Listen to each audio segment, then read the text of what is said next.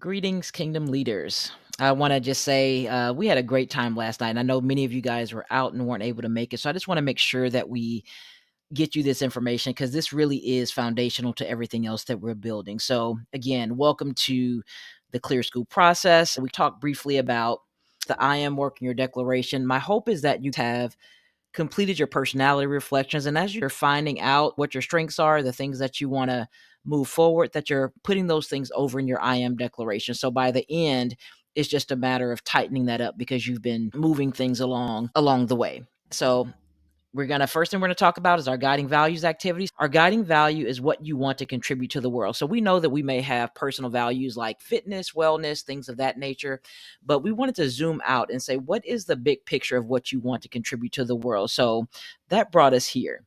So we had these 10 banner categories, and we definitely had some very intense conversations around, but I want to be all of these things. I want to do all of these things. And so just in keeping with the spirit of understanding that we're called to be meaningful specifics and not just wandering generalities, we asked us to lock in. So we had relationships, investing in deep and meaningful connections. Are you most resonant with the mind? Do you want to see knowledge and clarity and wisdom be brought to bear on some specific topic? The body, senses, and beauty. And this is all on page 106 and 107 in your workbook. So it's going to give you a more detailed breakdown. So I really want to encourage you for your guiding value to lock in on the one that you feel jumps out at you the most, like your North Star, because this is going to really impact how you move forward in every other area. So I gave an example of me being the mind. I really want to see knowledge and clarity around identity and purpose. Now, does that mean that I don't have a value for the human spirit or entertainment? Absolutely not. So this is just allowing us to get that nuanced clarity.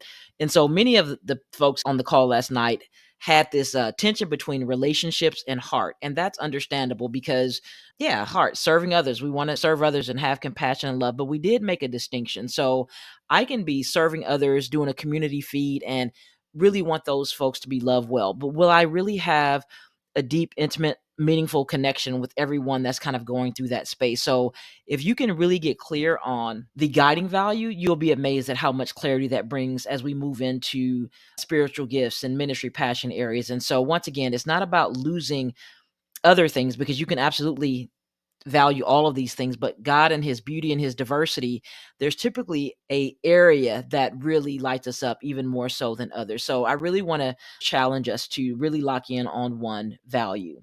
All right. And then just our reflection from that place was being able to answer succinctly the question, when I am gone, I want there to be more what in the world because I was here. So for me, it would say, when I am gone, I want there to be more clarity about identity and purpose in the world because I was here. And our key takeaway was identifying our guiding values helps us to choose core values that truly align with our purpose. Then we start moving into our personal values. So, why our values matter. They literally do shape our life. And we want to ask ourselves the question, are we choosing them or have they been chosen for us? So, really briefly, why core values matter. Every choice we make is filtered through what matters most, whether we realize it or not. We want to ask ourselves, are our values chosen? Or are they inherited? Are you living by your own values or one shaped by expectations, fear, or survival? Because we absolutely know we've been shaped by family, we've been shaped by church, we've been shaped by all manner of things. And so we really do have to sit with these values to say, okay, what really belongs to me? And what am I carrying? Because if I don't do this, I'm going to feel guilty as it regards my family or this scenario. So really take time to see, are these values my own?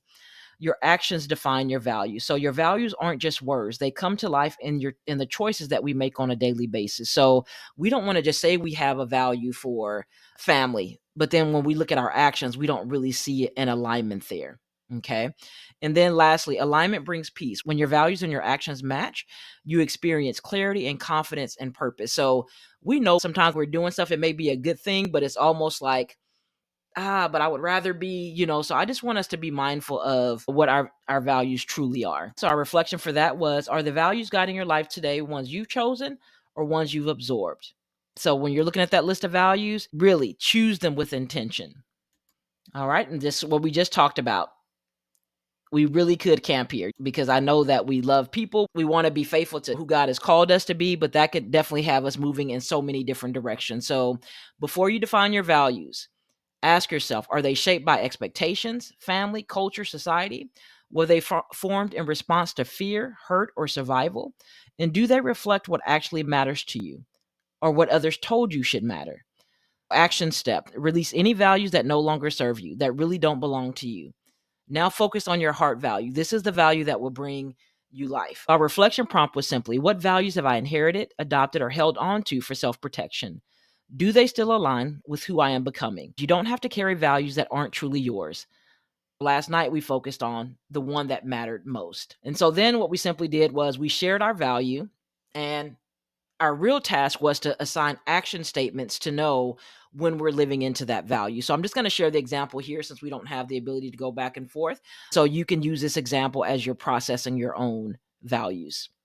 So we had the value of integrity. So when I'm living into the value of integrity, I follow through on my commitments, even when it's inconvenient. I communicate honestly, even in difficult conversations. I make decisions that align with my principles, not just what's easiest. So once again, when we assign these actions, because we know that we're going to have conversations and things that are inconvenient, this is going to really put this to the test. So not only did we list actions, we want to create a summary statement of what we're feeling when we're living into the value. So we know when we're not feeling this, there's some misalignment and we have to go back and check what our actions are. So when I'm living into my value of integrity, I feel at peace knowing that my words and actions align. I no longer fear what others think because I know I am walking in truth. My relationships thrive because people trust that I will always follow through with honesty and sincerity. So again, for every value, you want to identify those actions that say, you know what? When I'm living into this value of financial well-being, there's no credit card debt, there's no whatever those things are that you know, when I'm living into this, this is what I'm experiencing. So we don't want to shortcut this process, because when we start living into our mission and vision and those things are coming, we want to come from a place of being aligned with our values, because if not, we're going to feel torn and we're almost going to feel resentful of the things that we are called to do, because we're not doing it in a manner that is aligned with that guiding value or those personal values. So we took a time to share out. And just so if you want to process your value, we ask these reflection questions. What's your value? What actions reflect this value? What are you already doing that aligns with it? I know that someone on the call last night talked about their value being strength, and more so like God's strength. So they know they're living into that value when they are praying, reading their word, when they have these memorial stones or these reminders that are all around them. So those are very tangible things. So what actions will stretch you to embody this value fully? Again, we move beyond simply sharing the value. We create action and summary statements to paint a clear picture of what it means to live into those values. Our values only become real when they translate into our daily action. It's more than just the value. I do want to let us know just what our homework assignment is. And again, we're scaffolding, we're building brick by brick.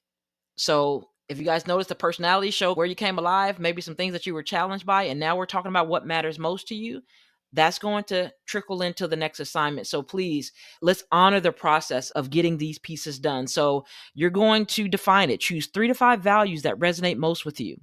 You're going to clarify it. So you're going to write that clear action and summary statement for each value.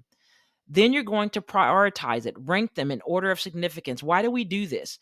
So again, you may have a value of family and you may have a value of travel. So if my value of family is ranked above travel and something happens in my family, but I also have a trip planned, then I now have to say, because my value of family is more important to me than travel, I now have to shift some things around. So we don't want to just have the 5 values. Once you've done them, put them in order of most importance. So when you're faced with a decision, they now get filtered through your values. Next, we want to commit to it. Make daily choices that align with your values. This is some very tangible stuff, not just this stuff that's in the cloud somewhere. And then you want to review it. That's why we have the I am declaration, because we know that you're not going to flip through a 110-page workbook on a daily. But when you have that 1-2 page I am declaration, you visit that thing and say, am I staying true to what I said matters most?